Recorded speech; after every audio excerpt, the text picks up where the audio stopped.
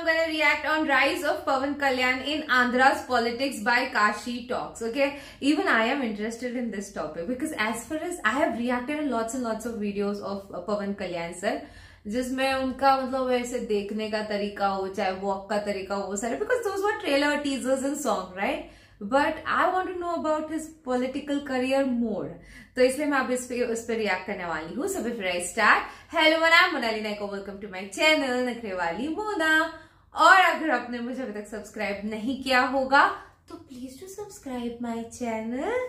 So let's go. Indian politics की history में मैंने आज तक किसी लीडर में ऐसा स्वैग, ऐसी स्टाइल और ऐसा करिश्मा नहीं देखा. पवन कल्याण ने इंडियन पॉलिटिक्स को एक ब्लॉकबस्टर मूवी बना दिया. आज कश्मीर से लेकर कन्याकुमारी तक लोग एक ही इंसान के बारे में बात कर रहे हैं और वो है पावर स्टार पवन कल्याण. पवन कल्याण ने 2024 में इलेक्शन जीत के एक ऐसा रिकॉर्ड बना दिया जो सिर्फ एक ही इंसान तोड़ सकता है और वो उन्हीं के पड़ोस वाली स्टेट से है जिसका नाम मैं इस वीडियो के लास्ट में रिवील करूंगा. अब पवन कल्याण तो बहुत सालों से पॉलिटिक्स में है, लेकिन 2024 में एकदम से ऐसा क्या हुआ कि सब पवन का ही नाम ले रहे हैं. ये कहानी सिर्फ एक रात में बदली है और अगर आप पवन के बारे में थोड़ा बहुत भी जानते हो तो आपको बिना ऑडियो के भी ये फेमस डायलॉग जरूर सुनाई देगा. अगर सुनाई दिया है तो अभी कमेंट कर दो. अब बात करते हैं उस रात की जिसने आंध्र प्रदेश की पॉलिटिक्स की डायरेक्शन को ही बदल दिया. देखो 9 सितंबर 2023 को तेलुगु देशम पार्टी के नेशनल प्रेसिडेंट और आंध्र प्रदेश के एक्स सीएम चंद्रबाबू नायडू को पुलिस ने अरेस्ट कर लिया. अब क्योंकि टीडीपी के लीडर अरेस्ट हुए थे तो पार्टी के कार्यकर्ताओं ने अगले दिन स्टेट बंद का ऐलान कर दिया, जिससे स्टेट का माहौल गर्मा गया और पुलिस ने स्टेट में सेक्शन 144 इंपोज कर दी ताकि कोई भी ग्रुप में बाहर ना निकले. अब इन सब के बीच पवन कल्याण को अपनी पार्टी के जनवाणी प्रोग्राम के लिए पार्टी मीटिंग में जाना था जिसमें वो लोगों की प्रॉब्लम्स को सॉल्व करते हैं और ये हफ्तों पहले डिसाइड हो गया था. अब ये पार्टी मीटिंग मंगलागिरी में थी जो कि विजयवाड़ा से सिर्फ 10 किलोमीटर दूर है जहां चंद्रबाबू को रखा गया था. अब वहां की सरकार को लगा कि पवन कल्याण चंद्रबाबू से मिलने के लिए जा रहे हैं तो उन्होंने पुलिस को भेजकर पवन कल्याण का रास्ता रोक दिया. बस इस बात पे उस दिन बहुत बड़ा बवाल हो गया. उसके बाद 14 सितंबर को पवन कल्याण चंद्रबाबू से मिलने के लिए जेल गए और वहां से बाहर निकलकर उन्होंने ये अनाउंस किया कि उनकी जनसेना पार्टी अब टीडीपी के साथ मिलकर 2024 के चुनाव लड़ेगी. और हुआ भी ऐसा ही. जनसेना ने 2024 के इलेक्शंस में दमदार कैंपेनिंग करके चुनाव लड़ा और अपनी सारी सीटें जीती. लेकिन क्या ये पवन कल्याण का पहला चुनाव है? चंद्रबाबू नायडू कौन है और ये टीडीपी और जनसेना कैसे बनी? अब इन मुद्दों को अच्छे से समझने के लिए आपको चंद्रबाबू नायडू के बारे में कुछ बेसिक बातें पता होनी चाहिए. देखो चंद्रबाबू ने अपनी पॉलिटिकल करियर की शुरुआत कांग्रेस से की थी जब वो 1978 में चंद्रगिरी कॉन्स्टिट्यूएंसी से पहले एमएलए और बाद में मिनिस्टर बने. अब आया 1981 जब चंद्रबाबू ने उस वक्त के तेलुगु सिनेमा के एक बहुत बड़े स्टार एक्टर, डायरेक्टर और प्रोड्यूसर एनटीआर की बेटी से शादी करी. इस वक्त तक आंध्र प्रदेश में कांग्रेस का एक छत्र राज था. अब 1983 में चुनाव होने थे और एनटीआर कांग्रेस के काम से बिल्कुल खुश नहीं थे तो उन्होंने 1982 में तेलुगु देशम पार्टी बनाई और 1983 के अगले ही चुनाव में अपने कैंडिडेट्स उतारे. अब एक नई पार्टी होने के बाद भी टीडीपी ने 294 में से 201 सीट जीतकर कांग्रेस को उन्हीं के गढ़ में हरा दिया. अच्छा मजे की बात तो यह है कि चंद्रबाबू ने ये चुनाव कांग्रेस की तरफ से लड़ा और वो टीडीपी की ही एक कैंडिडेट से हार गए. उसके बाद एनटीआर के कहने पर चंद्रबाबू ने टीडीपी ज्वाइन कर ली.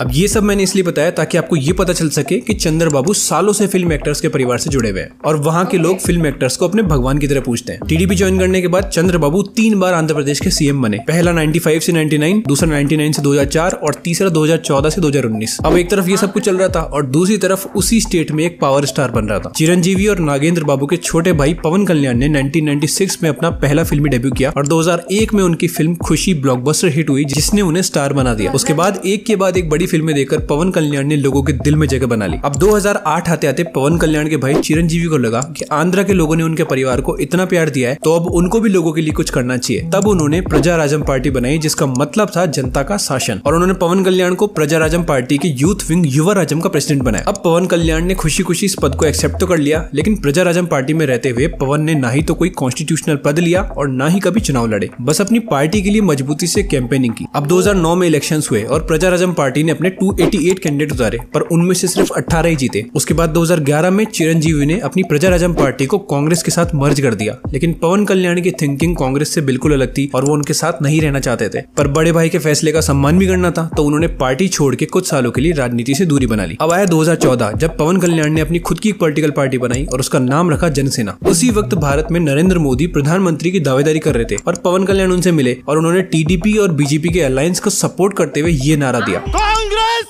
हटाओ, देश कांग्रेस अच्छा ये इनका नारा था. जय जय हिंद. 2014 के चुनाव में जनसेना पार्टी ने अपना कोई कैंडिडेट नहीं उतारा, पर पवन कल्याण का इम्पैक्ट देखते हुए उन्होंने 2016 में अनाउंस किया कि जनसेना पार्टी 2019 के इलेक्शंस में अपने कैंडिडेट उतारेगी। और जनसेना ने 2019 में अपने 137 कैंडिडेट उतारे, लेकिन इस बार टीडीपी कांग्रेस के साथ अलायंस में थी और 137 कैंडिडेट में से जनसेना का सिर्फ एक ही कैंडिडेट जीता। खुद पवन कल्याण अपनी सीट नहीं जीत पाए। इस इलेक्शंस में पवन कल्याण जीत तो नहीं पाए, लेकिन उनको पॉलिटिक्स की बहुत सी चीजें समझ में आ गई। 2019 में चुनाव हारने के बाद पवन कल्याण फुल टाइम पॉलिटिक्स में आ गए और आंध्र के लोगों के सपोर्ट में उन्होंने कई मुद्दे उठाए। अब धीरे धीरे लोगों में एज अ पॉलिटिशियन उनकी पॉपुलैरिटी बढ़ती चली गई और फिर 2019 के चुनाव से सीख लेकर पवन कल्याण ने मार्च 2024 में एमएलए के चुनाव में सिर्फ अपने 21 कैंडिडेट उतारे और टीडीपी के साथ अलायंस में आ गए। इस बार पवन कल्याण ने वहां के लोकल्स की प्रॉब्लम को समझा और अपनी कॉन्स्टिट्यूएंसी पीतमपुरा में एक घर ले लिया ताकि वो वहीं रहकर लोगों की प्रॉब्लम्स को सॉल्व कर सके। उनके इन एफर्ट्स की वजह से जनता ने उन्हें बहुत प्यार दिया और पवन कल्याण की पार्टी जनसेना ने अपनी सारी सीटें जीती। इसके कुछ दिनों बाद ही लोकसभा के इलेक्शंस आ गए और उसमें पवन ने टीडीपी को बीजेपी के साथ मिलाकर अलायंस बना दी और उसका रिजल्ट ये हुआ कि टोटल 25 में से टीडीपी ने 16, बीजेपी ने 3 और जनसेना ने 2 सीटें जीती। इस जीत के बाद पवन की पार्टी जनसेना 2024 के इलेक्शंस में 100% स्ट्राइक रेट वाली पार्टी बन गई। पवन कल्याण ने ये रिकॉर्ड तो बना दिया, लेकिन लोगों का ऐसा मानना है कि उनका रिकॉर्ड सिर्फ एक ही इंसान तोड़ सकता है और वो है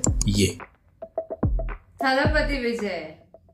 थलपति विजय भी अभी फुल टाइम पॉलिटिक्स में घुस रहे हैं, right?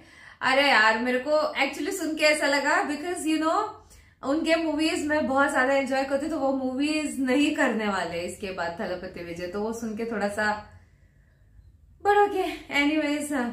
But I had reacted once on Pawan Kalyan sir video which was 2 years ago, 3 years ago might be, और वो भी कमेंट सेक्शन में बहुत सारा था। तब मुझे पता चला ये पॉलिटिक्स में भी है। अच्छा है बट लोग कितना प्यार करते, इतने सारे कमेंट्स भरे हुए थे उनको लेके। My God, everybody was calling him God, you know, कि वो हमारे लिए भगवान है एंड एवरीथिंग। इवन दो तब वो इलेक्शन नहीं जीते थे शायद ना, अभी जीते हुए, फिर भी इतना ज्यादा प्यार। देयर इज अ कमेंट जो ऊपर हाईलाइटेड है, पवन कल्याण इज अ ट्रू ह्यूमनिस्ट। मैंने भी सुना है कि वो बहुत डाउन टू अर्थ है, वो जाके लोगों से 1 to 1 बात करके लोगों के इश्यूज समझते हैं एंड बहुत ज्यादा इंसानियत है उनमें। ये मैंने सुना क्या था, मैंने वो जो वीडियो पे रिएक्ट किया था तब मैंने देखा कि किस तरीके के इंसान है यार ये, इतने down to earth. Okay, he addresses hundreds of people issue for 10 years, right? He didn't went to meet during that night. जो story इन्होंने बोली वो बोल रहे। He planned party meeting next day, which was planned a month ago, and he tried to went to party office. But Jagan thought he was going to jail and stopped the flight landing permission and stopped at AP Telangana border checkpost. The meeting at jail was different day. Okay, so there is a kind of confusion over here because that was planned 1 month ago, ऐसा उनका कहना था। Okay, और जब पवन कल्याण sir जीते, और तब भी मैंने एक वीडियो पे रिएक्ट किया था, which was the victory video I guess, या जहाँ पे रामचरण है, Chiranjeevi sir and everybody and yeah they were very happy and it's like कि उनका एक ड्रीम था बोलते ना इस पार्टी को लेके, ये मुझे उस तरीके का लगा एंड या दैट इज ऑल। अब मुझे ऐसा लगता है कि कांग्रेस हटाओ देश, तो ये पहला नारा इन्होंने लगाया था क्या पवन कल्याण सर ने, कि बिकॉज उन्होंने बोला उनकी आइडियोलॉजी एंड कांग्रेस की कभी नहीं मिलती थी एंड पहले से ही उनको नहीं पसंद था। तो या I guess people over there are very lucky to have him because he addresses your problem and he's working on it and that is very necessary because you know politics आप सब लोग जानते हो कितना गंदा होता है, राइट? ऐसे में ऐसा एक जेम मिलना जो आप एक्चुअली आपके प्रॉब्लम्स के ऊपर काम कर रहा है एंड एक्चुअली कुछ करना चाहता है अपने स्टेट के लिए, तो क्या ही बोलना। इट मीन्स कि पवन कल्याण सर की कोई मूवी नहीं आने वाली है क्या अभी, मतलब फुल टाइम पॉलिटिशियन हो गए वो? आप मुझे कमेंट सेक्शन में नीचे जरूर बताना था मेरा रिएक्शन। जितना हो सके लाइक कमेंट ऐसे भर दो गाइस, हो सके तो सुपर थैंक्स भी देना, मेरे चैनल के ग्रोथ के लिए हेल्प हो जाती है। बाकी परत मिळाले, बाय।